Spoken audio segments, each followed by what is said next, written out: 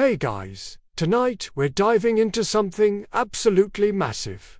The entire rise and fall of the Roman Empire. And when I say entire, I mean we're covering over 1,000 years of history. From a tiny village of shepherds beside a muddy river to the greatest empire the ancient world had ever seen, and then watching it all crumble into dust. This isn't just a story about conquest and glory. It's about ambition, betrayal, genius, and catastrophic failure. It's about how a civilization that seemed invincible, that controlled 3 continents and brought order to millions, eventually collapsed under the weight of its own success. We're going to witness the birth of democracy and watch it die. We'll see brilliant generals become dictators. We'll watch emperors go mad with power. We'll see plague, invasion, civil war, and the slow, grinding decline of everything Rome had built. So, before you get comfortable, take a moment to like the video and subscribe, but only if you genuinely enjoy what I do here. And let me know in the comments where you're tuning in from and what time it is for you. It's always fascinating to see who's joining us from around the world. Now, dim the lights, adjust your pillow, and let the world slow down around you. And let's ease into tonight's journey together. Because we're about to witness the greatest empire in history rise from nothing and fall into legend. Let's start at the very beginning. 753 years before the birth of Christ, according to Roman tradition, a small settlement on the banks of the Tiber River in central Italy. 7 hills rising from the marshland, a strategic location where trade routes crossed, where the river could be forded, where a city could grow. But Rome didn't start as a city. It started as a legend. The story goes like this. Twin brothers, Romulus and Remus, abandoned as infants, left to die by the river. Their mother was Rhea Silvia, a Vestal virgin who'd been raped by Mars, the god of war. Their great-uncle, King Amulius, had ordered them drowned because he feared they'd grow up to challenge his throne. But the servants tasked with killing the babies couldn't do it. They placed the twins in a basket and set them adrift on the Tiber, hoping the gods would decide their fate. The river carried them downstream until the basket caught on the roots of a fig tree near the base of the Palatine Hill. A she-wolf coming down to the river to drink heard the babies crying. Instead of eating them, she nursed them. This wasn't just any wolf. Romans believed she was sent by Mars himself to protect his sons. The image of the she-wolf nursing Romulus and Remus would become Rome's most enduring symbol, appearing on everything from coins to monuments. A shepherd named Faustulus eventually found the twins and took them home to his wife. They raised the boys as their own, never telling them about their royal heritage. Romulus and Ramulus and natural leaders. They gathered a band of young men around them, outcasts and adventurers who lived by raiding and fighting. When they finally learned the truth about their birth, they returned to Alba Longa, killed their great-uncle Amulus, and restored their grandfather, Numor, to the throne. But they didn't want to stay in Alba Longa. They wanted to found their own city on the spot where the she-wolf had saved them. And that's where the trouble started. Brothers being brothers, they argued about everything. Which hill to build on? Who would rule? What to name the place? Romulus favored the Palatine Hill. Remus preferred the avenue. They decided to let the gods choose by watching for omens in the flight of birds. Remus saw 6 vultures first, but then Romulus saw 12. Each claimed victory. The argument escalated from words to violence. In the heat of the moment, Romulus killed his brother. Some versions say he struck Remus down with a shovel. Others say his followers did it while Romulus watched. Either way, Remus was dead and Romulus was alone. He founded his city on the Palatine Hill and named it Rome after himself. The date according to tradition was April 21, 753 BC. It's a brutal origin story. Murder, fratricide, violence from the very beginning. And whether it's true or not, it tells us something important about how Romans saw themselves. They weren't soft, they weren't civilized. They were survivors who'd do whatever it took to win. But Romulus had a problem. His new city was full of men, outlaws, and adventurers who'd followed him. But there were no women. Without women, there would be no children, no future, no Rome. So Romulus came up with a plan. He invited the neighboring Sabines to a festival, promising games and entertainment. The Sabines came with their families, unsuspecting. At a signal from Romulus, the Roman men grabbed the Sabine women and carried them off. The rape of the Sabines, as it came to be called, sparked a war. The Sabine men returned with an army to rescue their daughters. But, by then, something unexpected had happened. The Sabine women had married their Roman captors and didn't want to leave. When the two armies met in battle, the women threw themselves between the fighting men, begging them to stop. The war ended with a merger. The Romans and Sabines became one people with Romulus and the Sabine king Titus Tatius ruling jointly. It was Rome's first lesson in assimilation, in taking enemies and making them Romans. Romulus ruled for 37 years, according to legend. He created the Senate, a council of elders to advise him. He organized the people into tribes and centuries. He established the basic structures of Roman society. And then one day, during a military review, a storm came up. When it cleared, Romulus was gone. Some said he'd been taken up to heaven and become a god. Others whispered that the senators had murdered him and hidden his body. Either way, Rome's first king had vanished, leaving behind a city that would grow to rule the world. After Romulus came 6 more kings, each adding something to Rome's foundation. These weren't hereditary monarchs. The kings were elected by the people and approved by the Senate. It was an unusual system, combining elements of monarchy, aristocracy, and democracy. Numa Pompilius, the second king, was the opposite of Romulus. Where Romulus had been a warrior, Numa was a priest. He ruled for 43 years without fighting a single war. Instead, he organized Rome's religious life, creating priesthoods, establishing festivals, and building temples. Numa claimed to receive advice from the nymph Egeria, who met him in a sacred grove. Whether he actually believed this or just used it to give his reforms divine authority, it worked. The Romans accepted his religious innovations, which would shape Roman spirituality for centuries. He created the calendar, dividing the year into 12 months. He established the Vestal Virgins, priestesses who tended the sacred flame of Vesta and were required to remain celibate for 30 years. He built the Temple of Janus, whose doors were opened during war and closed during peace. Those doors would rarely be closed in Rome's history. Tullus Hostilius, the third king, was another warrior. He destroyed Alba Longa, Rome's mother city, after a war decided by a battle between triplets. 3 Roman brothers, the Horatii, fought 3 Albon brothers. The Coriati, only one, Horatius, survived. But that was enough. Rome won, and Alba Longa's population was moved to Rome, doubling the city's size.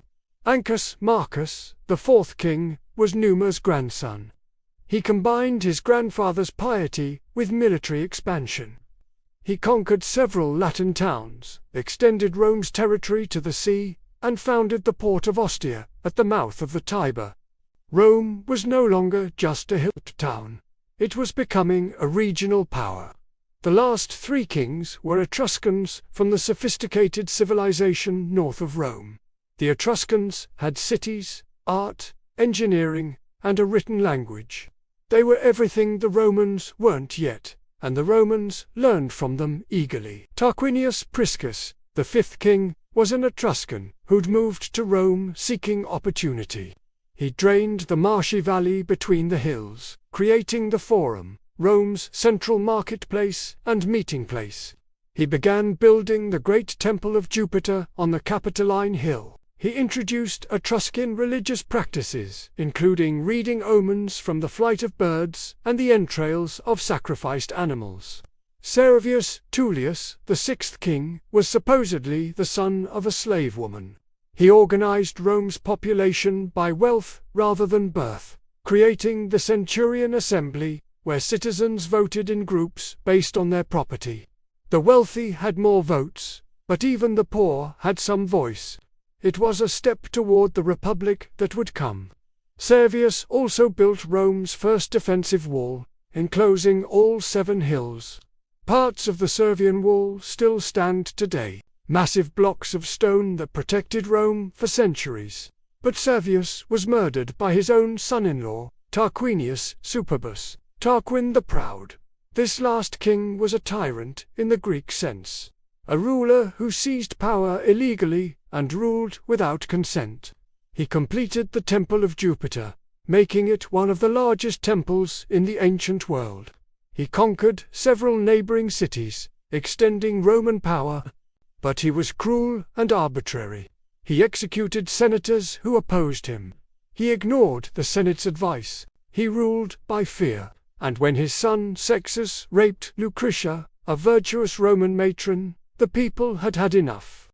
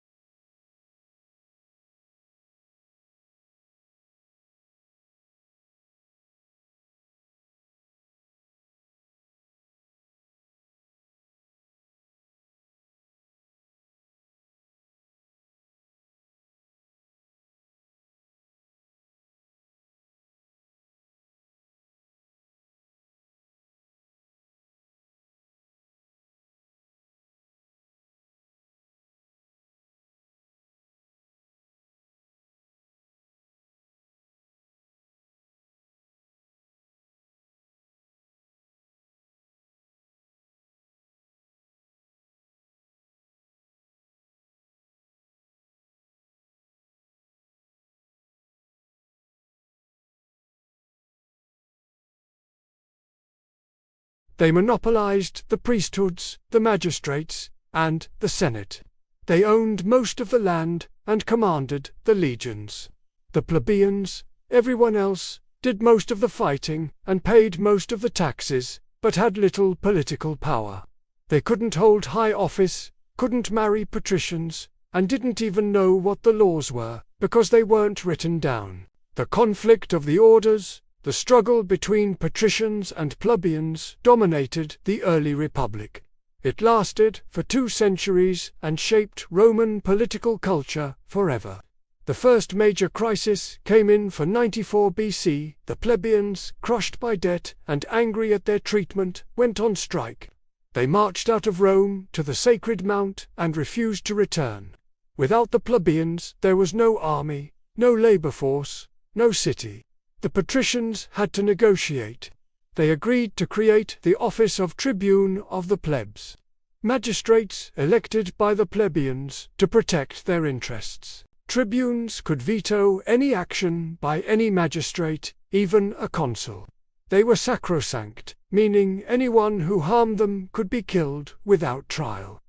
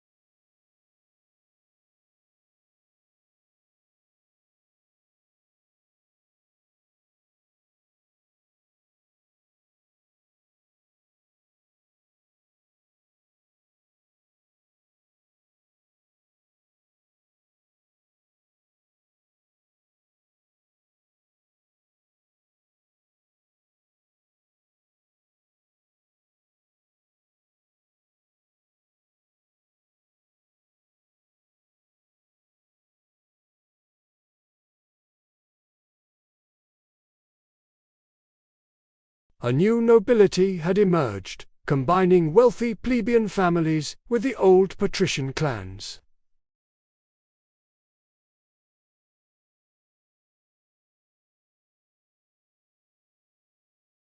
By giving more people a stake in the system, Rome created a more unified society.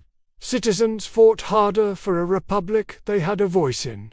The flexibility to adapt and reform prevented the kind of revolutionary upheavals that destroyed other ancient states. But while Rome was sorting out its internal politics, it was also fighting for survival against its neighbors. Early Rome was surrounded by enemies. The Etruscans to the north, who'd once ruled Rome, wanted it back. The Equi and Vuli, in the mountains to the east, raided Roman territory constantly. The Latin cities, Rome's cousins, resented Roman dominance. And to the far north, the Gauls, those terrifying Celtic warriors, were pushing south into Italy. The early republic fought constantly, small wars that rarely get mentioned in history books, but were matters of life and death for the Romans. Every spring, the consuls would lead the legions out to fight. Every fall, they'd return, hopefully victorious. It was a grinding, exhausting process of defending Roman territory and slowly expanding it.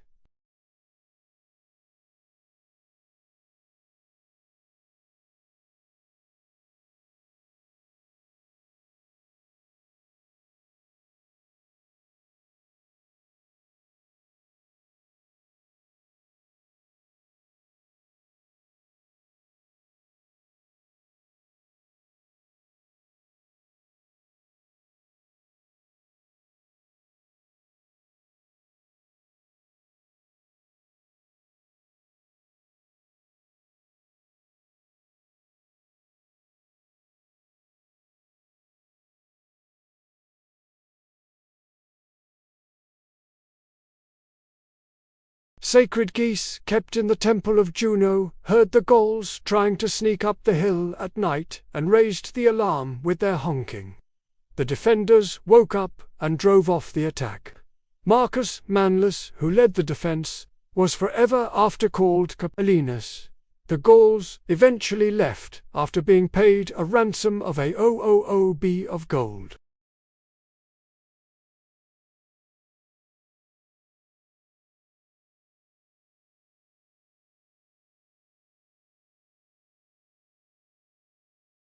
The sack of Rome was a trauma that Romans never forgot. For centuries afterward, they lived in fear of another GIC invasion. They rebuilt the city with stronger walls. They reformed the army. They became more aggressive, more willing to strike first before enemies could threaten them. And they started expanding systematically, conquering their neighbors one by one. The Latin War of 342–338 BC brought the other Latin cities under Roman control.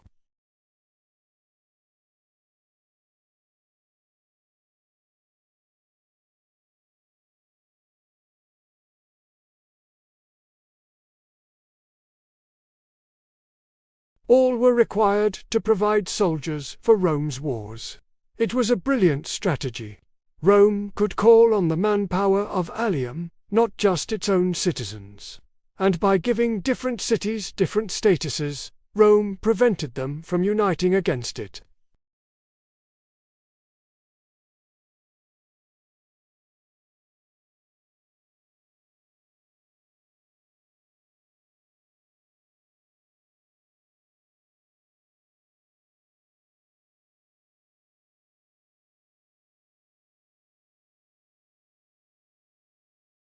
The Second Samnite War saw Rome's worst defeat since the Gauls.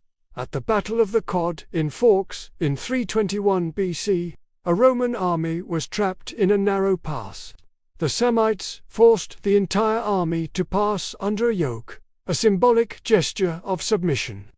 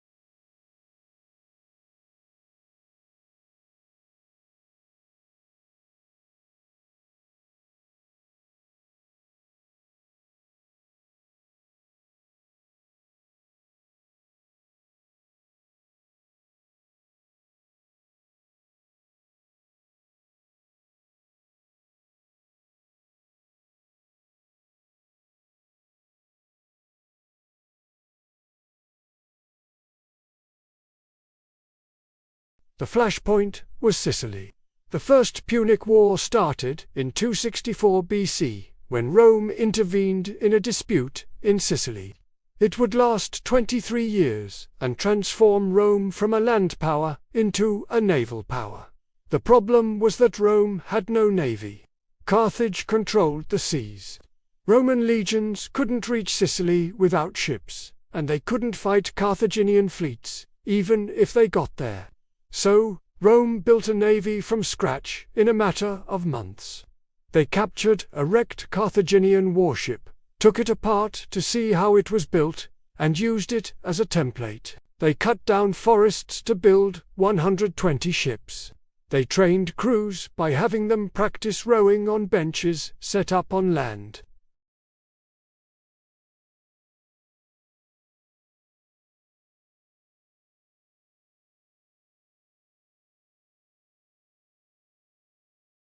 When a Roman ship got close to an enemy vessel, they dropped the corvus, which would stick into the enemy deck. Then, Roman soldiers would charge across and turn the sea battle into a land battle. It worked.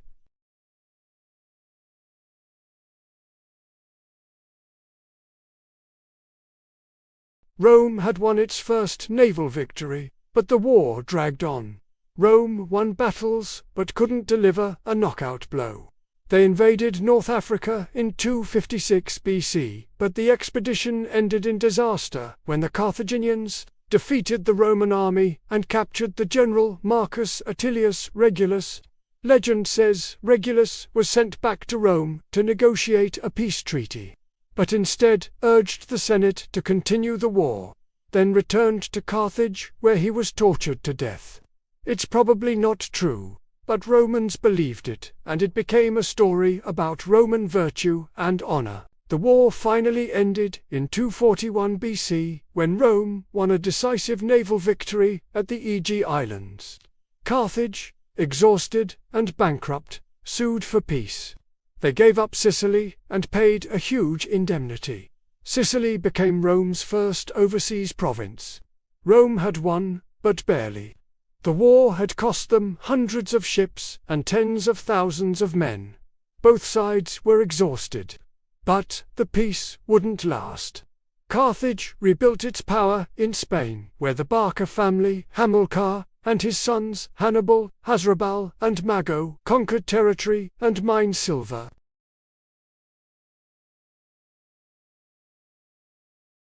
That oath would shape the next war. The Second Punic War started in 218 BC, when Hannibal attacked Sogum, a Roman ally in Spain. Rome declared war. Hannibal's response was to do something no one thought possible: march an army from Spain to Italy, over the Pyrenees, through southern Gaul, across the Alps, with elephants.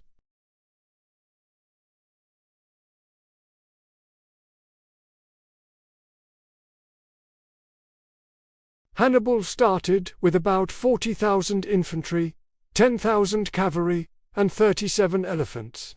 By the time he reached Italy, he'd lost nearly half his men and most of the elephants.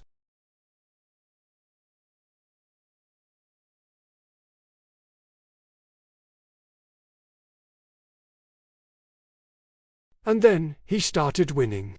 At the Tiber River in 218 BC, he crushed a Roman army in a snowstorm.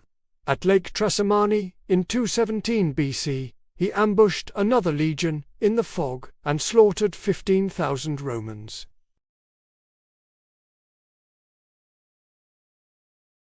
Rome panicked.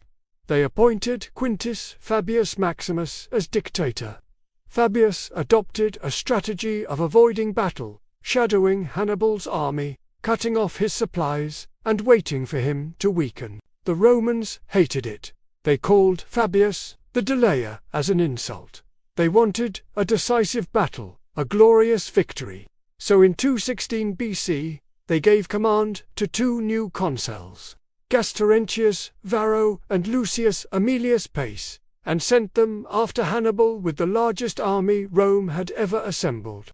86,000 infantry and 6,000 cavalry. At Cannae in southern Italy, Hannibal destroyed them. Hannibal had about 50,000 men, outnumbered but not outgeneraled. He arranged his forces in a crescent with weak Jic and Spanish troops in the center and strong African infantry on the flanks. His cavalry was on the wings. The Romans advanced in their traditional formation, a massive block of infantry designed to smash through enemy lines by sheer weight. They pushed forward, driving Hannibal's center back, thinking they were winning. But Hannibal's line bent without breaking. The Romans pushed deeper into the crescent, compacting their formation. And then Hannibal's African infantry wheeled inward, attacking the Roman flanks. His cavalry, having defeated the Roman cavalry, swept around and attacked from behind. The Romans were surrounded, packed so tightly they couldn't use their weapons effectively. They were slaughtered. 50,000 Romans died that day. Consul Pace died fighting. Varro escaped with 70 men.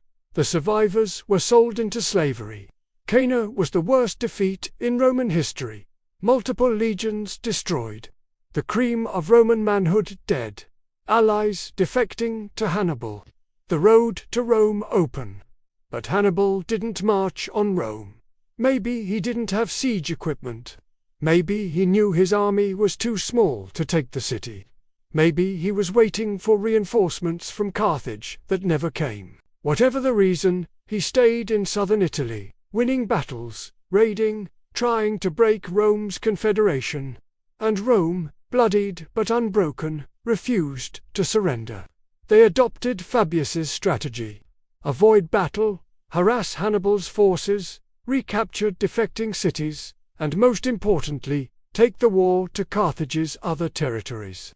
A young general named Publius Cornelius Scipio conquered Spain, cutting off Hannibal's reinforcements and supplies.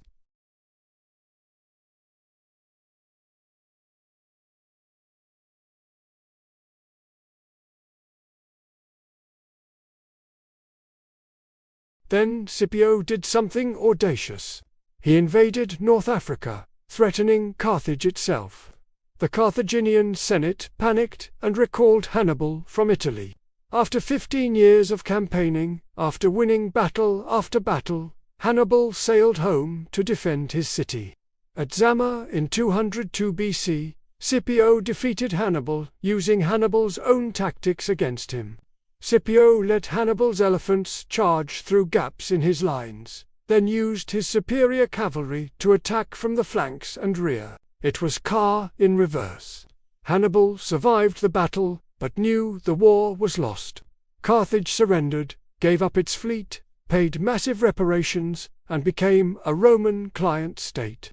Hannibal went into exile, eventually committing suicide rather than be captured by Rome. Rome had survived its greatest test, but the war had changed them. They'd learned that mercy was weakness, that enemies had to be crushed completely, that the only way to be safe was to be dominant.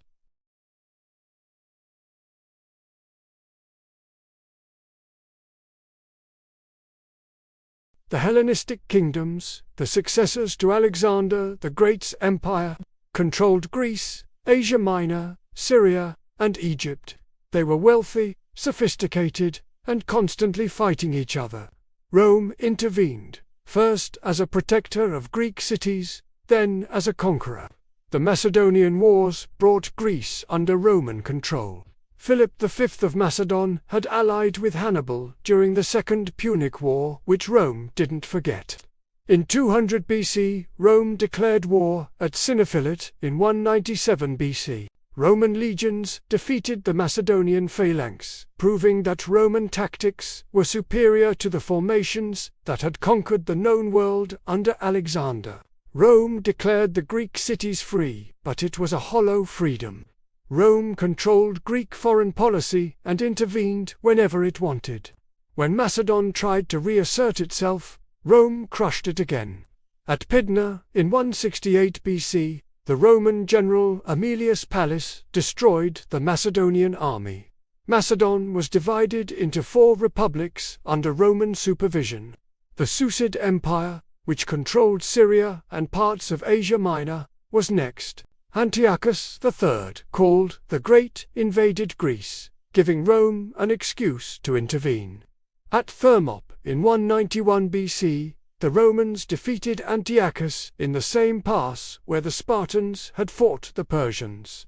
At Magnesia in 190 BC, they crushed his main army. The Seleucid Empire was forced to give up Asia Minor and pay a massive indemnity. Rome was now the dominant power in the eastern Mediterranean, but they didn't annex these territories. Instead, they created a system of client kingdoms and free cities, all dependent on Rome for protection, and all required to follow Roman foreign policy.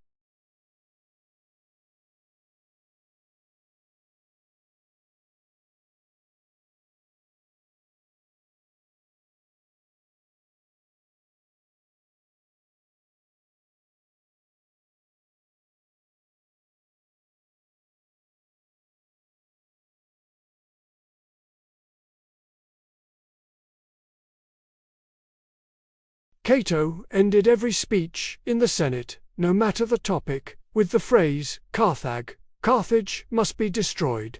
He once brought fresh figs from Carthage to the Senate, showing how close and prosperous the city was. His fear-mongering worked. In 149 BC, Rome declared war on Carthage over a minor dispute. The Third Punic War was less a war than an execution. Carthage had no army, no fleet, no allies.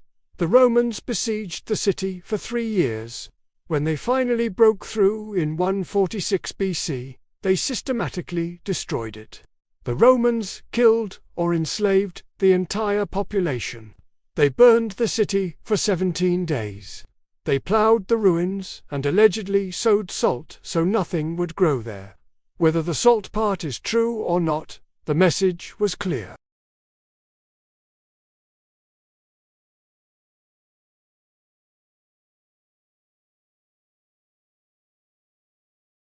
Rome would tolerate no rivals, no threats, no disobedience. The Mediterranean was becoming a Roman lake, but conquest brought problems. Wealth poured into Rome from the provinces. Slaves flooded the markets, captured in Rome's wars.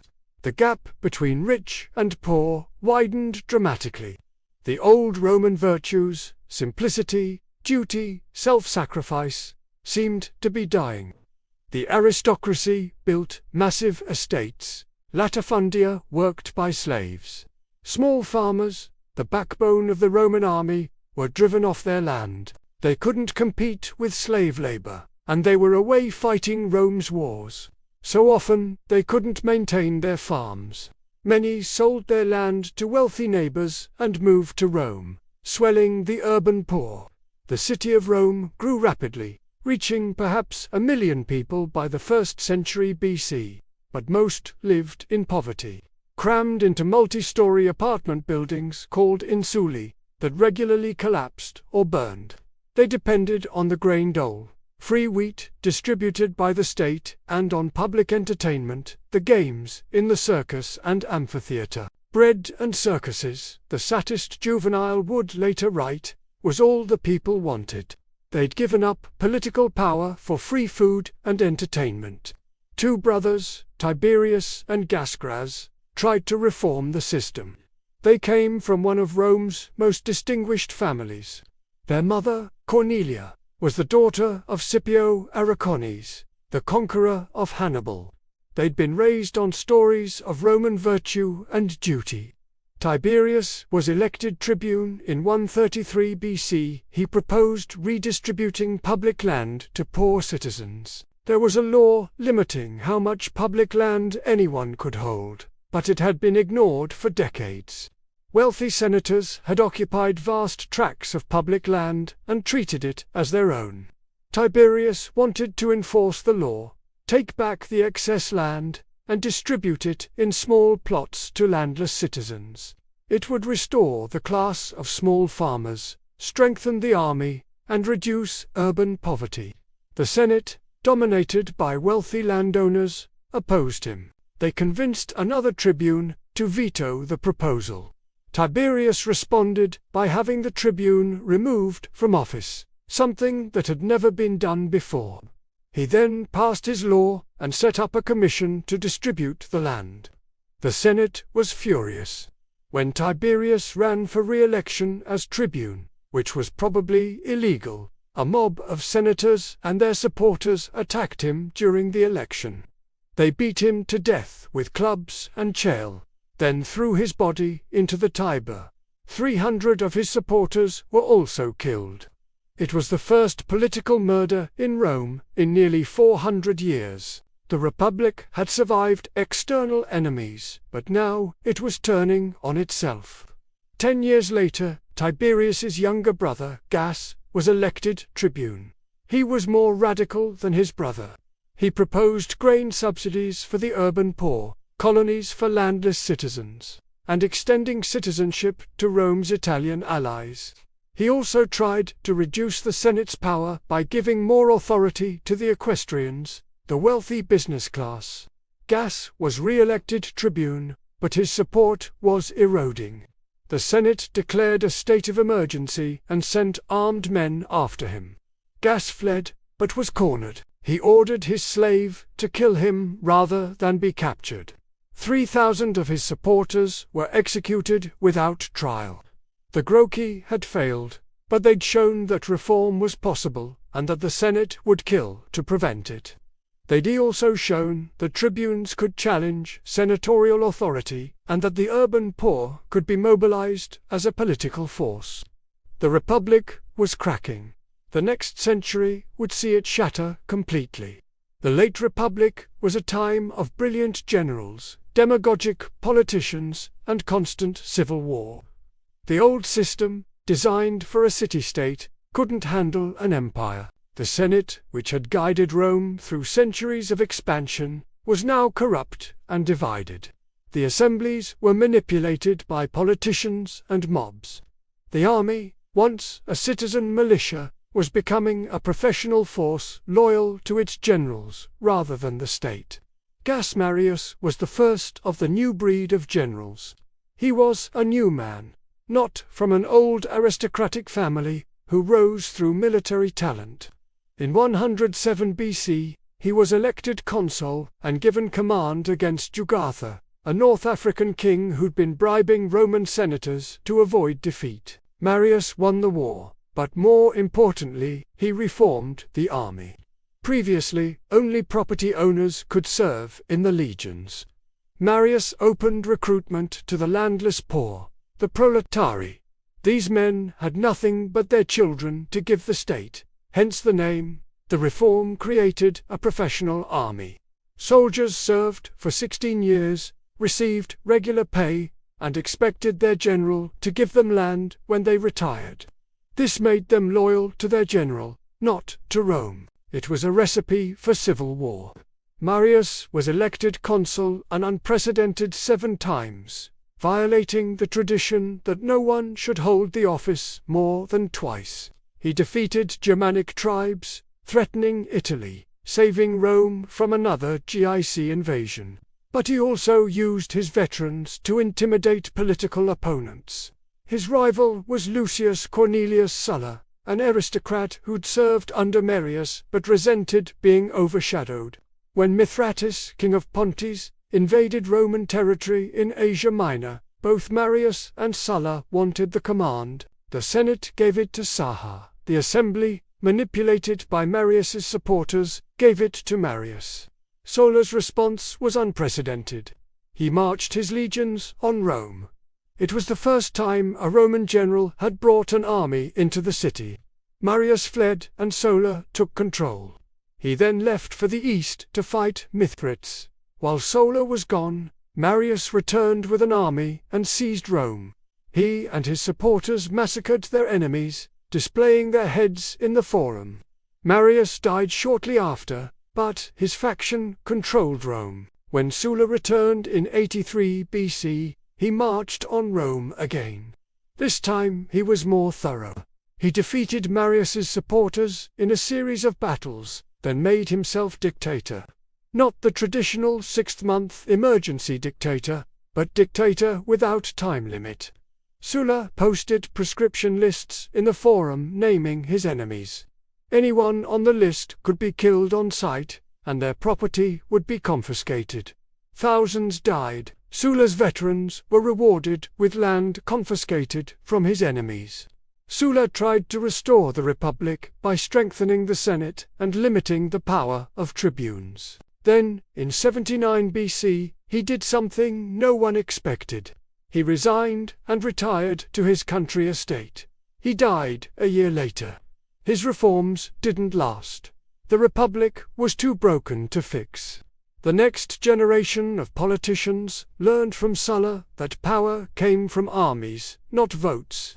Pompey the Great was the next military strongman. He'd been one of Sulla's lieutenants and had earned the nickname the Teenage Butcher for his ruthlessness. He defeated Marius's supporters in Africa and Sicily, crushed a slave revolt led by Spartacus, cleared the Mediterranean of pirates, and conquered the East, adding Syria and Judea to the empire.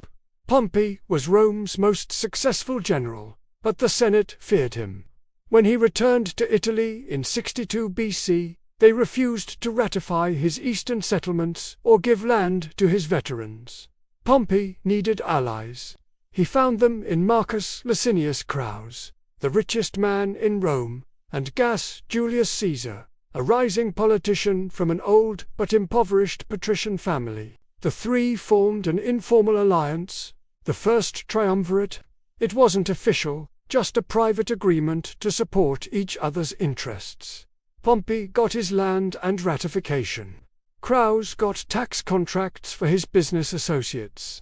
Caesar got the consulship for 59 BC, and then a 5-year command in Gaul. Caesar's conquest of Gaul was one of the most brilliant military campaigns in history. In 8 years, he conquered all of modern France, Belgium, and parts of Germany and Switzerland. He crossed the Rhine to intimidate the Germans. He invaded Britain twice, though he didn't conquer it. He wrote detailed commentaries on his campaigns, sending them back to Rome, where they were published and read eagerly. Caesar was building his reputation and his fortune.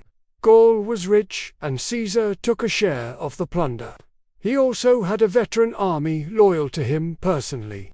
Meanwhile, Cassius, jealous of Pompey and Caesar's military glory, got himself a command against Sparta, Rome's eastern rival. At Carrhae in 53 BC, the Parthians destroyed his army. Crassus was killed allegedly by having molten gold poured down his throat. With Crassus dead, the triumvirate collapsed. Pompey and Caesar, once allies, became rivals. The Senate, fearing Caesar, allied with Pompey. They ordered Caesar to disband his army and return to Rome. Caesar knew that if he returned without his army, his enemies would prosecute him and destroy him. On January 10, 49 BC, he made his decision. He led his legion across the Rubicon River, the boundary between Gaul and Italy. Alocta est, he said. The die is cast. Civil war erupted. Caesar marched on Rome. Pompey and most of the Senate fled to Greece. Caesar followed. At Pharsalus in 48 BC, Caesar's veteran legions defeated Pompey's larger but less experienced army. Pompey fled to Egypt, hoping for sanctuary. But the young pharaoh Ptolemy I13, trying to curry favor with Caesar, had Pompey murdered. When Caesar arrived, he was presented with Pompey's severed head.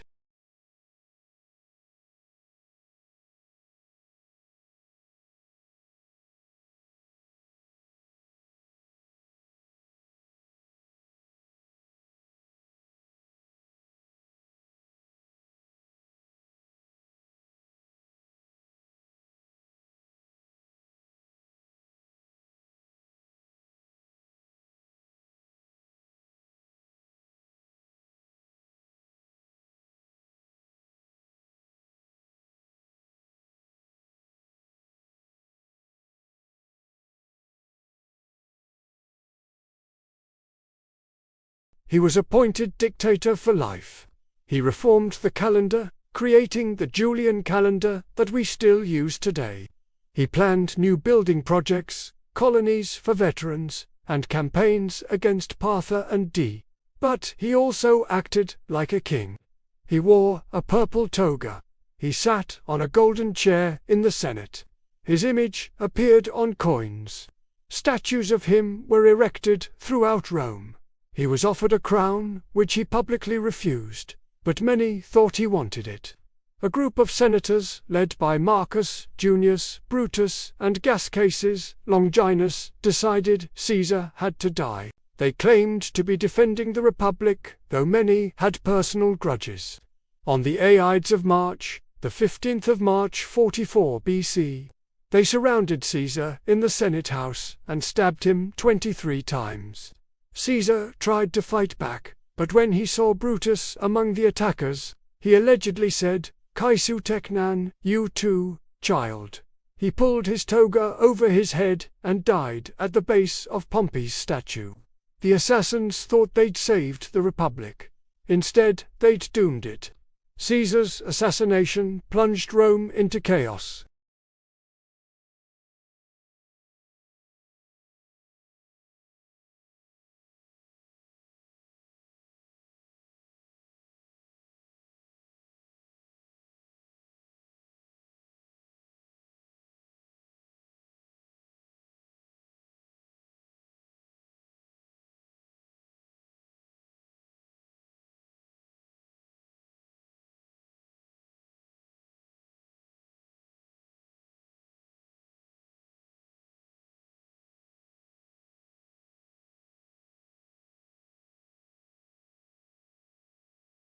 Octavian, later known as Augustus, was in Greece when Caesar died. He immediately returned to Rome to claim his inheritance. Antony dismissed him as a boy. Cicero, the great orator who'd survived the civil wars by staying neutral, thought he could manipulate Octavian. Both underestimated him. Octavian raised an army from Caesar's veterans who were loyal to Caesar's name. He allied with the Senate against Antony. But after defeating Antony, Octavian turned on the Senate.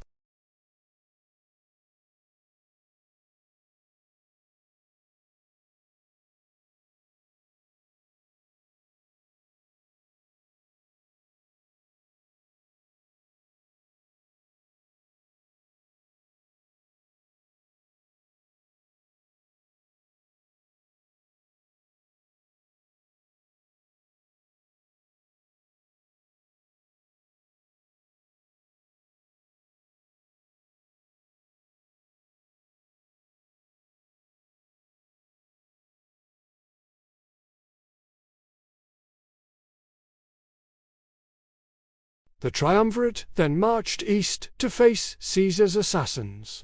Brutus and Caesar had raised armies in Greece and Asia Minor. At Philippi in 42 BC, the two sides met. The battle was actually two battles fought 3 weeks apart. In the first, Brutus defeated Octavian's forces, while Antony defeated Caesar's. Caesar, thinking all was lost, committed suicide. In the second battle, Antony and Octavian defeated Brutus. He fled and killed himself. The Republic's last defenders were dead. Now the triumvirate just had to decide who would rule. They divided the Roman world. Octavian got the west. Antony got the east. Lepidus got Africa and was quickly sidelined when he tried to assert himself. Antony went to Egypt and fell in love with Cleopatra, the last Tmic pharaoh. She was brilliant, charismatic, and had her own ambitions. She'd been Caesar's lover and had borne him a son. Now she became Antony's lover and bore him 3 children. Together they dreamed of an Eastern Empire, a fusion of Roman power and Egyptian wealth. Antony gave Roman territories to Cleopatra and her children. He celebrated a triumph in Alexandria, not Rome.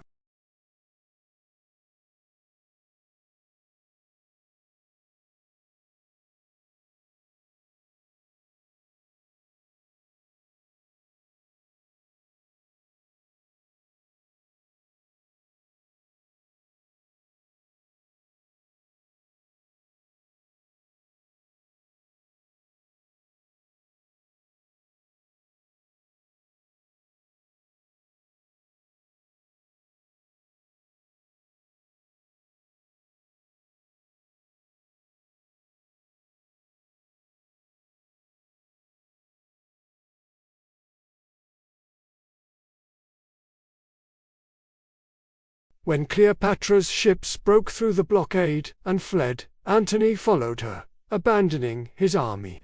His remaining forces surrendered to Octavian. The war was over. Octavian pursued them to Egypt. Antony, hearing a false report that Cleopatra was dead, stabbed himself. He died in Cleopatra's arms. Cleopatra tried to negotiate with Octavian, but he wanted her for his triumph. Rather than be paraded through Rome as a captive, she committed suicide, allegedly by letting a poisonous asp Octavian had Caesarion, Cleopatra's son, by Caesar, killed. He couldn't allow a potential rival to survive. Cleopatra's children by Antony were spared and raised by Octavian's sister. Egypt became a Roman province, but a special one. It was Octavian's personal property, not a senatorial province. Its wealth would fund his regime. Octavian was now the sole ruler of the Roman world. But he was smart enough not to call himself king or dictator. Instead, he took the title Augustus, the revered one. He claimed to be restoring the Republic, not ending it. It was a fiction, but a useful one. The Senate still met. Councils were still elected. The forms of the Republic continued, but real power rested with Augustus. He controlled the armies, the provinces, the treasury. He was emperor in everything but name. The Roman Empire had begun. Augustus ruled for 41 years, from 27 BC to 14 AD. It was the longest reign of any Roman emperor, and it transformed Rome from a war-torn republic into a stable empire. Augustus was a political genius. He understood that Romans hated kings but craved order after a century of civil war. So he gave them order while maintaining republican forms. He called himself princes, first citizen, not emperor. He claimed to have restored the republic, though everyone knew he held all real power.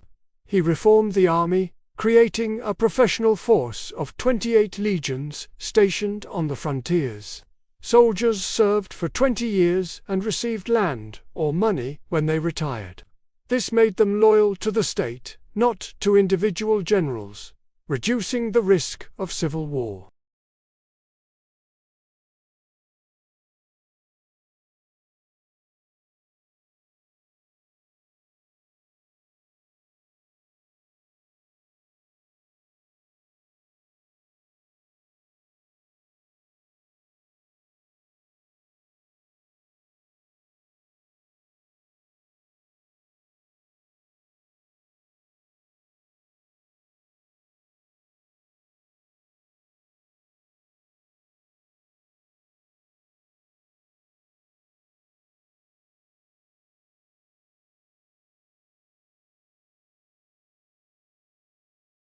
He reformed the tax system, making it more efficient and less corrupt.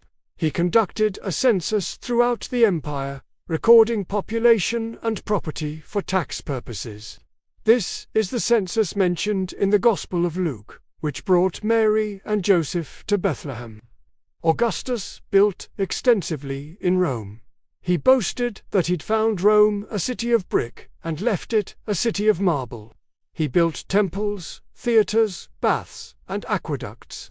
He restored 82 temples in 1 year alone. The Forum of Augustus, with its Temple of Mars altar, was one of the grandest building projects. He also promoted traditional Roman values. He passed laws encouraging marriage and childbearing, penalizing adultery and restricting divorce. He tried to revive old religious festivals and rituals. He wanted Romans to return to the virtues that had made Rome great: duty, piety, simplicity. It was partly propaganda, but it worked. After decades of chaos, Romans wanted stability and tradition. Augustus gave them both. The Pax Romana, the Roman peace, began under Augustus. For the first time in centuries, the Mediterranean world was at peace. Trade flourished. Cities grew. Roman culture spread throughout the empire. But the peace came at a cost. Augustus' regime was autocratic. He controlled the army, the treasury, and the provinces. The Senate was reduced to a rubber stamp. Elections continued, but Augustus' candidates always won. Opposition was dangerous. Augustus's daughter, Julia, was exiled for adultery, though the real reason was probably political. Augustus also faced the problem of succession. He had no sons, and his chosen heirs kept dying. His nephew, Marcellus, died young. His grandsons, Gas and Lucius, died in their 20s. His stepson, Drusus, died in a campaign in Germany. Finally, Augustus settled on his other stepson, Tiberius. He was a capable general, but a gloomy, suspicious man who didn't want to be emperor. Augustus adopted him and gave him tribunician power, making him ruler. Augustus died in 14 AD, at age 75. His last words were allegedly, "Have I played the part well?" It was a fitting question for a man who spent his life performing the role of prince while wielding the power of an emperor. The Senate declared him a god. Temples were built in his honor throughout the empire. The month of August was named after him. He'd transformed Rome, but he'd also set a precedent. Rome now had an emperor, and the question of succession would plague the empire for centuries. Tiberius ruled for 23 years, and he hated every minute of it. He was a brilliant general, but a terrible politician. He trusted no one, saw conspiracies everywhere, and eventually retired to the island of Capri, ruling Rome from a distance. His reign saw the rise of Cincinus, the Praetorian prefect, who essentially ran Rome while Tiberius was away. Cincinus plotted to seize power for himself, but Tiberius discovered the conspiracy and had him executed, along with his entire family. When Tiberius died in 37 AD, possibly smothered with a pillow, Rome celebrated. His successor was his grandnephew, Caligula, and at first everyone was thrilled. Young, charming, generous, Caligula seemed like a fresh start. Then he got sick. Maybe it was encephalitis. Maybe it was a mental breakdown. Whatever it was, when Caligula recovered, he was different. Paranoid, cruel, possibly insane. He declared himself a living god. He had conversations with statues of Jupiter. He allegedly made his horse Insatus a consul. He ordered his soldiers to collect seashells from the beach as spoils of war against Neptune. He built a bridge of boats across the Bay of Naples just so he could ride across it wearing Alexander the Great's breastplate. The stories about Caligula are so extreme that historians debate how many are true and how many are propaganda. But there's no doubt he was a tyrant. After less than 4 years, his own Taurian guard assassinated him. They stabbed him in a corridor beneath the palace, then killed his wife and infant daughter for good measure. The Senate, in a panic, tried to restore the Republic, but the Taurian guard had other ideas. They found Caligula's uncle Claudius cowering behind a curtain, dragged him out, and proclaimed him emperor. The message was clear. The army, not the Senate, now decided who ruled Rome. Claudius was an unlikely emperor. He had a limp, a stammer, and had been considered a family embarrassment. But he turned out to be a surprisingly effective ruler.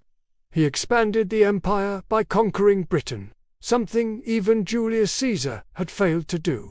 He reformed the bureaucracy, giving more power to freedmen, former slaves who became some of his most trusted administrators. He built new aqueducts, improved the port at Ostia, and passed laws to protect slaves from arbitrary execution. But Claudius's personal life was a disaster. His third wife, Messalina, was executed for conspiring against him. His fourth wife, Agrena the younger, was his own niece. She convinced Claudius to adopt her son, Nero, as his heir. Then, according to rumor, poisoned Claudius with a dish of mushrooms. Nero became emperor at the age of 17. For the first 5 years, guided by his tutor Seneca and the praetorian prefect Burrus, he ruled well. But, as he grew older, Nero became increasingly erratic. He had his mother murdered, kicked his pregnant wife to death, and forced Seneca to commit suicide. He fancied himself an artist, performing as a singer and actor. Scandalous behavior for a Roman emperor. In 64 AD, a great fire swept through Rome. Nero was accused of starting it to clear land for his new palace. The Domus Aurea, though he blamed the Christians and launched the first great persecution against them. He rebuilt the city with wider streets and new building codes. But his extravagance and cruelty made him deeply unpopular. Revolts broke out across the empire. In 68 AD, the governor of Gaul, Gaius Julius Vindex, rebelled. The governor of Hispania, Servius Sulpicius Galba, declared himself emperor. The Senate abandoned Nero, who fled the city and committed suicide, reportedly uttering, "What an artist dies in me." With Nero's death, the Julio-Claudian dynasty ended, and Rome plunged into chaos. 69 AD was a year of civil war and rapid succession. 4 men claimed the throne in quick succession: Galba, Otho, Vitellius, and finally Vespasian. Each was supported by different factions of the army. Each seized power through violence and intrigue. Galba I was an old senator who had survived the reigns of Caligula, Claudius, and Nero. He was frugal to the point of stinginess. Refusing to pay the Taurian Guard the bonuses they expected, they murdered him after only 7 months. O, who had helped Galba to power, seized the throne but faced a challenge from Vitellius, commander of the legions in Germany. O's forces were defeated at the Battle of Bedriacum, and he committed suicide rather than prolong the civil war. Vitellius entered Rome in triumph, but his reign was marked by gluttony and excess. Meanwhile, in the east, the legions proclaimed their commander, Vespasian, as emperor.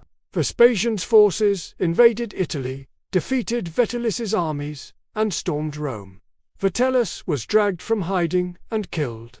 Vespasian, a career soldier from a middle-class family, restored order and discipline. He rebuilt Rome's finances, which had been drained by Nero's extravagance and the Civil War. He began construction of the Colosseum using spoils from the Jewish War and building it on the site of Nero's Golden House. His son Titus completed the Colosseum and opened it with games lasting 100 days. But Titus's reign was marked by disasters. Mount Vesuvius erupted in 79 AD, burying Pompeii and Herculaneum. A fire and plague struck Rome. Titus died after just 2 years, possibly from illness, possibly poisoned by his brother Domitian. Domitian ruled for 15 years, and he was increasingly paranoid and tyrannical. He demanded to be called Lord and God. He executed senators on the slightest suspicion of disloyalty. He was finally assassinated by his own household staff in 96 AD. The Senate chose one of their own, the elderly Nerva, as emperor. Nerva had no children and no military support. He adopted the popular general Trajan as his heir, establishing a pattern that would serve Rome well for the next century. The 2nd century AD was Rome's golden age. 5 emperors, each adopted by his predecessor based on merit rather than birth, ruled wisely and well. Nerva, Trajan, Hadrian, Antoninus, Pius, and Marcus Aurelius. Trajan, the first emperor born outside Italy in Spain, was a Sodus emperor. He conquered Dacia, modern Romania, adding its gold mines to the empire's wealth. He conquered Partha, briefly extending Roman control to the Persian Gulf. The empire reached its greatest extent under Trajan. From Britain to Mesopotamia, from the Rhine to the Sahara, Rome controlled 3 million square miles and 60 million people. Trajan built extensively in Rome. His Forum, with its massive column depicting his Dion campaigns, still stands. He built harbors, roads, and aqueducts throughout the empire. He was so popular that later emperors were wished to be luckier than Augustus, better than Trajan. Hadrian, who succeeded him in 117 AD, was different. Where Trajan had expanded, Hadrian consolidated. He gave up Trajan's eastern conquests, recognizing they were indefensible. He traveled throughout the empire, inspecting defenses, settling disputes, and promoting Greek culture. In Britain, he built Hadrian's Wall, 73 miles of stone fortification, marking the northern boundary of the empire. It wasn't just a military barrier. It was a statement. This is where Rome ends and barbarism begins.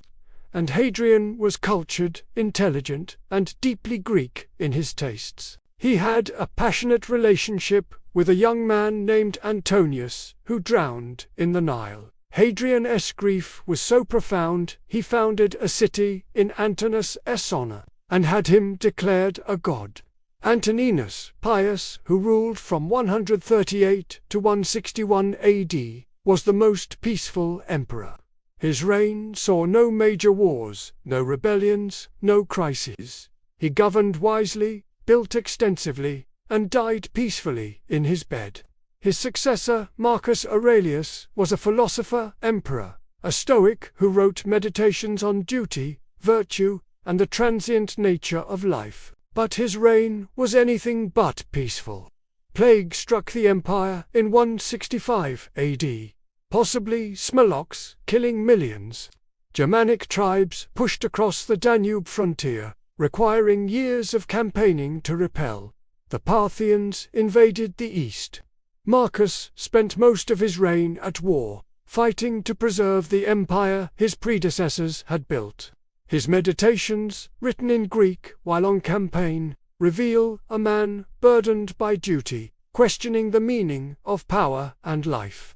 "You have power over your mind, not outside events," he wrote. "Realize this and you will find strength." Marcus died in 180 AD, while campaigning on the Danube. His son Commodus succeeded him, and the Golden Age ended. Commodus was everything his father wasn't. Where Marcus had been dutiful and philosophical, Commodus was vain and cruel. He saw himself as the reincarnation of Hercules, and fought as a gladiator in the arena, always winning because no one dared defeat the emperor. He renamed Rome Colonia Commodana, the colony of Commodus. He renamed the months after his various titles. He neglected government, leaving administration to favorites who plundered the treasury. After 12 years, his own household had enough. They poisoned him. And when that didn't work fast enough, they strangled him in his bath. The Taurian Guard then auctioned the empire to the highest bidder. Didius Julianus, a wealthy senator, won. He ruled for 66 days before being murdered. The legions proclaimed their own candidates. Septimius Cis, commanding the Danube legions, marched on Rome and seized power. He founded the Severan dynasty and ruled for 18 years. Cis was a military emperor. He increased the army's size and pay, making soldiers the most important class in the empire, enriched the soldiers and scorned all others. He allegedly advised his sons. His son Caracalla succeeded him and promptly murdered his brother Gadda to avoid sharing power. Caracalla extended Roman citizenship to all free men in the empire, partly to increase tax revenue, partly to unify the diverse populations. But the Sever dynasty was brutal and unstable. Caracalla was assassinated. His successor, Macrinus, was overthrown. Elagabalus, a teenage priest of Assyrian sun god, became emperor and scandalized Rome with his religious practices and alleged sexual behavior. He was murdered after 4 years. Alexander Cis, the last of the dynasty, tried to restore order, but was killed by his own troops in 235 AD. What followed was 50 years of chaos. The crisis of the 3rd century saw the empire nearly collapse. Between 235 and 284 AD, at least 26 emperors were proclaimed, most ruling for just a few years before being murdered. The frontiers crumbled. Germanic tribes poured across the Rhine and Danube. The Sassanian Persians who'd replaced the Parthians invaded the east. In 260 AD, Emperor Valerian was captured by the Persians. The first Roman emperor taken prisoner by a foreign enemy. He died in captivity, allegedly used as a footstool by the Persian king. The empire fragmented. The Gic Empire broke away in the west, controlling Gaul, Britain, and Spain. The Pamian Empire, led by Queen Zenobia, controlled the east, including Egypt and Syria. Plague ravaged the population. The economy collapsed as trade routes were disrupted. Cities shrank behind defensive walls. The currency was debased so much it became nearly worthless. It seemed like the end. The Roman Empire, which had stood for centuries, was disintegrating. But then came Aurelian. Aurelian, called Restorer of the world, ruled for just 5 years, from 272 to 75 AD. But in that time he saved the empire. He defeated the Goths on the Danube. He reconquered the Pamian Empire, bringing Queen Zenobia to Rome in golden chains for his triumph. He defeated the Gic Empire, reunifying the West. He built new walls around Rome, recognizing that even the capital was no longer safe. Aurelian was assassinated by his own officers based on a forged document. But his work continued. A series of military emperors, Probus, Carus, and finally, Diocletian, stabilized the frontiers and restored order. Diocletian, who became emperor in 284 AD, recognized that the empire was too large for one man to rule. He created the Tetrarchy, ruled by 2 senior emperors called Augusti, and 2 junior emperors called Caesars. Each controlled a quarter of the empire. It was a radical solution, but it worked. The Tetrarchy could respond to threats on multiple frontiers simultaneously.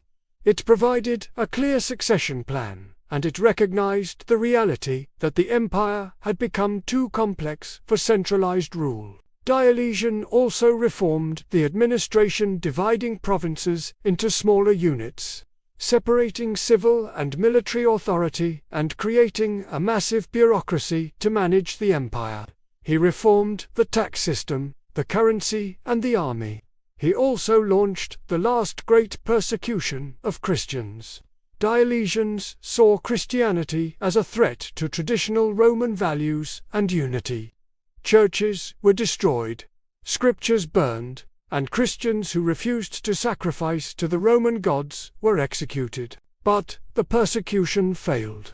Christianity had spread too widely, had too many adherents, and had become too deeply rooted in Roman society. Diocletian's successor would recognize this. In 305 AD, Diocletian did something unprecedented. He voluntarily retired, abdicating and forcing his co-Augustus to do the same. He spent his final years growing cabbages in his palace in Dalmatia. The Tetrarchy immediately collapsed into civil war. Constantine, son of one of the Caesars, fought his way to power, defeating rival after rival. At the Battle of the Milvian Bridge, in 312 AD, Constantine claimed to have seen a vision of the Christian cross with the words, "In this sign, conquer." Whether he genuinely converted or saw Christianity as a useful tool, Constantine ended the persecution and made Christianity legal. The Edict of Milan in 313 AD granted religious freedom throughout the empire. Constantine reunified the empire under his sole rule by 324 AD. He founded a new capital, Constantinople, on the site of the ancient Greek city of Byzantium. It was strategically located, easily defensible, and positioned at the crossroads of Europe and Asia. Constantinople would be the capital of the Eastern Roman Empire for over 1,000 years. But Constantine's decision to move the capital east had consequences. Rome, the ancient heart of the empire, was being abandoned. Constantine died in 337 AD, baptized on his deathbed. His sons immediately started fighting over the empire. The pattern of civil war and division continued. The 4th century saw the Roman Empire transform from pagan to Christian. It wasn't a smooth transition. Julian, the apostate, who ruled from 361 to 363 AD, tried to restore paganism. He was a brilliant scholar and general who deep in raised Christian but secretly converted to the old gods. Julian reopened pagan temples, removed Christian privileges, and tried to revive traditional Roman religion. But he died fighting the Persians after just 2 years, and his reforms died with him. Theodosius I, who ruled from 379 to 395 AD, made Christianity the official state religion. Pagan temples were closed or converted to churches. Pagan practices were banned. The Olympic Games, held for over 1,000 years, were abolished as pagan festivals. The transformation was complete. The Roman Empire, which had persecuted Christians for centuries, was now a Christian empire. The old gods, Jupiter, Mars, Venus, were abandoned. The new god, the Christian god, was supreme. But Christianity brought its own conflicts. Theological disputes over the nature of Christ, the Trinity, and church doctrine led to bitter controversies. The Council of Nicaea in 325 AD tried to establish orthodox doctrine, but heresies kept emerging. Arianism, which denied Christ's full divinity, was particularly popular among the Germanic tribes. This would have consequences when these tribes invaded the empire. Theodosius was also the last emperor to rule both East and West. When he died in 395 AD, he divided the empire between his 2 sons. Arcadius got the East, Honorius the West. It was meant to be temporary, but it became permanent. The Roman Empire was now 2 empires, and they would have very different fates. The Western Empire faced increasing pressure from Germanic tribes. The Visigoths, fleeing from the Huns, asked permission to settle within the empire. They were allowed in, but were mistreated by corrupt Roman officials. In 378 AD, at the Battle of Adrianople, the Visigoths destroyed a Roman army and killed Emperor Valens. It was a shocking defeat that showed Roman military superiority was no longer guaranteed. The Visigoths were eventually settled in the Balkans as federati allied troops, but the precedent was dangerous. Barbarian tribes were now inside the empire, armed and organized. In 406 AD, the Rhine froze solid. Germanic tribes, Vandals, Alans, Suevi, crossed the frozen river and poured into Gaul. The Western Empire's defences collapsed. The Visigoths, led by all Alaric, invaded Italy. In 410 AD, they sacked Rome. It was the first time in 800 years that Rome had fallen to a foreign enemy. The shock reverberated throughout the empire. Saint Jerome, writing in Bethlehem, lamented, "The city which had taken the whole world was itself taken." The sack of Rome in 410 AD was symbolic more than destructive. The Visigoths left after 3 days, taking plunder but not destroying the city. But it shattered the myth of Roman invincibility. The Western Empire was dying. Britain was abandoned in 410 AD, the legions withdrawn to defend Italy. The province would never be Roman again. The Vandals crossed from Spain into North Africa in 429 AD. They conquered Carthage, Rome's ancient enemy, and built a fleet that controlled the western Mediterranean. In 455 AD, they sailed to Rome and sacked it again, this time more thoroughly. The Huns under Attila invaded Gaul in 451 AD. A combined Roman-Germanic army stopped them at the Battle of the Catalanian Plains. Attila then invaded Italy, but disease and lack of supplies forced him to withdraw. He died the next year, and the Hunnic Empire collapsed. But the Western Empire didn't recover. It was a shell controlled by Germanic generals who made and unmade emperors at will. The emperors were puppets, often children with no real power. In 476 AD, a Germanic general named Odoacer deposed the last Western emperor, Romulus Augustulus. The boy's name was ironic, combining Rome's legendary founder with its first emperor. Odoacer didn't proclaim himself emperor. Instead, he sent the imperial regalia to Constantinople and ruled Italy as a king under the nominal authority of the Eastern Emperor. The Western Roman Empire was over. It had lasted 500 years, from Augustus to Romulus Augustus. But it didn't fall with a bang. It faded away, piece by piece, until one day there was nothing left. The Eastern Empire, however, continued. Constantinople remained wealthy, powerful, and secure behind its massive walls. The Eastern emperors still called themselves Romans, still claimed authority over the whole empire, and would continue for another 1,000 years. But the world had changed. The Mediterranean was no longer a Roman lake.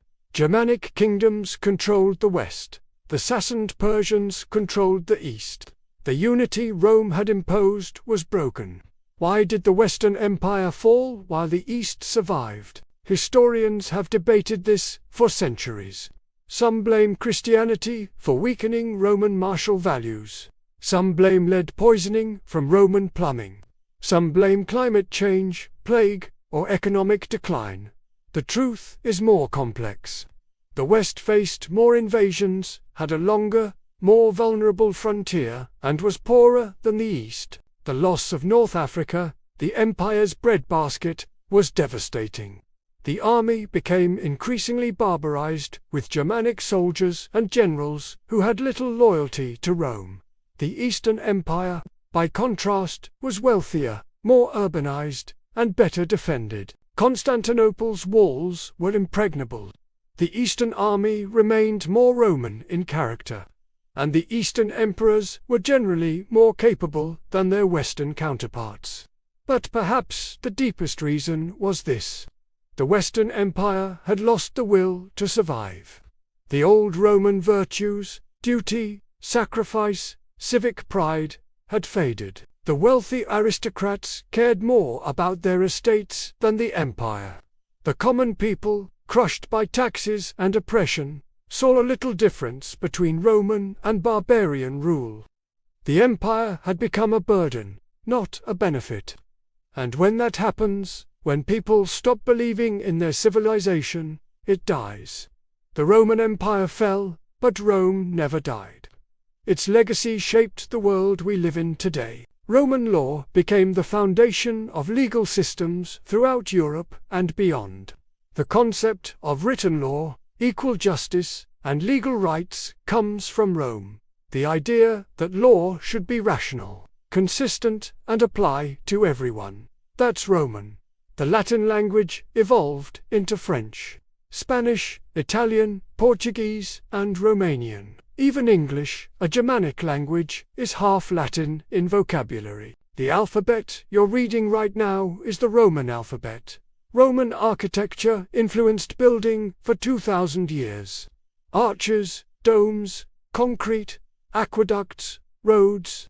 The techniques Romans developed are still used today. The Pantheon in Rome, built in the 2nd century AD, still has the world's largest unreinforced concrete dome. Christianity, which Rome initially persecuted, became the dominant religion of Europe because Rome adopted it. The Catholic Church preserved Roman administrative structures with dioceses, based on Roman provinces, and the Pope taking the title Pontifex Maximus, once held by pagan emperors. The idea of empire itself, of a universal state bringing peace and civilization to diverse peoples, that's Roman. Every empire since, from Charlemagne's Holy Roman Empire to Napoleon's French Empire to the British Empire, has looked back to Rome as a model. The Renaissance was literally a rebirth of Roman culture. The Enlightenment drew on Roman republican ideals. The American founding fathers studied Roman history, named their Senate after Rome's, and put Latin mottos on their seals. Even the concept of Western civilization is rooted in Rome. The idea that Europe and the Americas share a common culture that's based on the Roman Empire's unification of the Mediterranean world and its transmission of Greek and Roman culture to later generations. But Rome's legacy isn't all positive. The Roman model of conquest and assimilation justified later imperialism. Roman slavery was brutal and dehumanizing. Roman entertainment often involved watching people die. Roman treatment of enemies could be genocidal. Rome was great, but it was also terrible. It brought peace, but through conquest. It brought law, but enforced by violence. It brought civilization, but built on slavery. The Roman Empire rose from a village of shepherds to control the known world. It lasted over 1,000 years, shaped 3 continents, and influenced every civilization that came after. And then it fell, slowly, painfully, leaving behind ruins and memories. But those ruins and memories shaped everything that followed. We live in a world Rome made. Our laws, our languages, our cities, our ideas about government and citizenship all bear Rome's mark. The Roman Empire is gone. But Rome, in a sense, never fell. It just transformed, spreading its influence across time and space, becoming part of the foundation of the modern world. And that's the story. From Romulus to Romulus Augustus, from a city to an empire to a memory, the entire rise and fall of Rome. Thanks for joining me on this journey through time. If you made it this far, you're a legend. Sleep well, and I'll see you in the next.